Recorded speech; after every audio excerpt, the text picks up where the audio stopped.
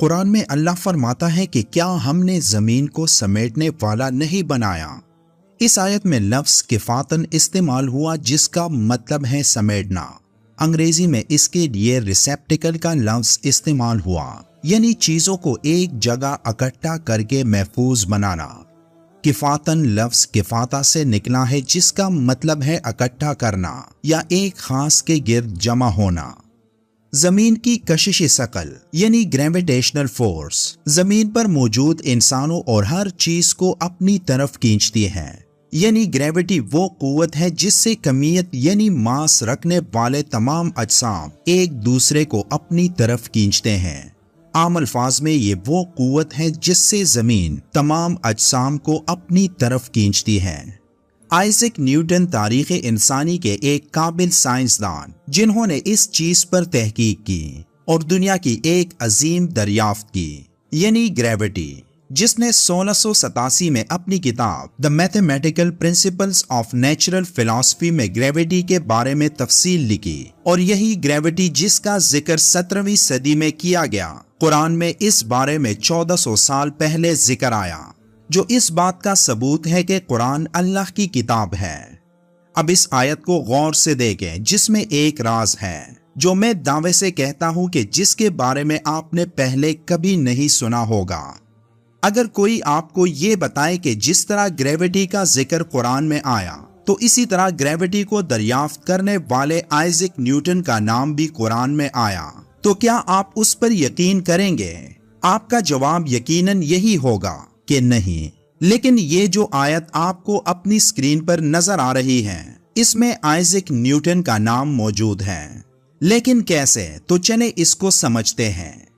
سورہ توبہ کی آیت نمبر 38 میں اللہ کا ارشاد ہے، اے ایمان والو تمہیں کیا ہوا جب تمہیں کہا جاتا ہے کہ اللہ کی راہ میں کوچ کرو تو زمین پر گرے جاتے ہو؟ کیا تم آخرت کو چھوڑ کر دنیا کی زندگی پر خوش ہو گئے؟ دنیا کی زندگی کا فائدہ تو آخرت کے مقابلے میں بہت ہی کم ہے۔ اب یہاں غور کریں کہ اس آیت میں لفظ الثاقلتم موجود ہے جو پورے قرآن میں کہیں اور استعمال نہیں ہوا، جس کا مطلب ہے گر جانا یا چمٹ جانا، اور اس آیت میں اس کے ساتھ زمین کا لفظ استعمال ہوا، یعنی زمین پر گر جانا۔ گریوٹی کا تعلق بھی زمین سے ہے اور انسان گرتا بھی اسی لیے ہے کہ زمین کی گریوٹی اس کے جسم کو یا زمین پر موجود جو بھی چیز ہو اپنی طرف کھینچتی ہے۔ اب اگر اس لفظ یعنی الثاقلتم کے پہلے 3 حروف پر غور کریں تو یہ الف، سے اور قاف ہیں، جنہیں ملائے تو یہ اس طرح بنتا ہے، اور انگریزی میں یہ اس طرح لکھا جاتا ہے۔ لیکن بات یہاں ختم نہیں ہوتی، کیونکہ اب جو آپ سننے جا رہے ہو وہ آپ کی ہوش اڑا دے گا۔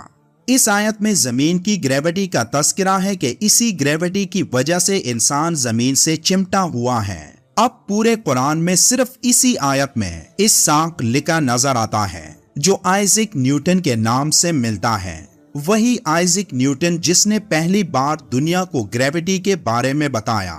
اب گریوٹی کا ذکر پہلی بار قرآن میں آیا، اور قرآن آخری پیغمبر حضرت محمد صلی اللہ علیہ وآلہ وسلم پر نازل ہوا، اور حضرت محمد صلی اللہ علیہ وآلہ وسلم اور آئزک نیوٹن کے دور میں 1072 سال کا فرق ہے۔ حضرت محمد صلی اللہ علیہ وآلہ وسلم 571 عیسوی میں اس دنیا میں تشریف لائے، اور آئزک نیوٹن 1643 میں پیدا ہوئے، جن کے درمیان فرق 1072 سال ہے، یعنی 1643 - 571 جو کہ 1072 آتا ہے۔ اب قرآن کی اس آیت میں لفظ الثاقلتم کی نیومیرک ویلیو کا حساب لگائیں تو یہ 1072 بنتا ہے۔ تو اب یہ کیسے ممکن ہے کہ حضرت محمد صلی اللہ علیہ وآلہ وسلم کی پیدائش کے سال یعنی 571 اور آئزک نیوٹن کی پیدائش کے سال یعنی 1643 کے درمیان 1072 سال کا فرق ہے، اور یہی 1072 قرآن کی اس آیت جس میں زمین سے چمٹ جانے یعنی گریوٹی کا ذکر ہے، اس لفظ کی نیومیرک ویلیو بھی ہے۔ یقیناً یہ کلی نشانی ہے ان کے لیے جو غور کرتے ہیں، اور یہ اس بات کا ثبوت ہے کہ قرآن اللہ کی کتاب ہے، جیسے کہ اللہ نے قرآن میں ذکر فرمایا انسان کچھ ایسا جلد باز ہے کہ گویا جلد بازی میں ہی بنایا گیا۔ میں تم لوگوں کو عنقریب اپنی نشانیاں دکھاؤں گا تو تم جلدی نہ کرو۔ اللہ ہم سب کو قرآن پڑھنے اور اس پر عمل کرنے کی طاقت عطا کرے، آمین۔ ویڈیو کے آخر میں ایک بار درود شریف پڑھیں۔ ملتے ہیں ایک اور معلوماتی ویڈیو میں، تب تک کے لیے اللہ حافظ۔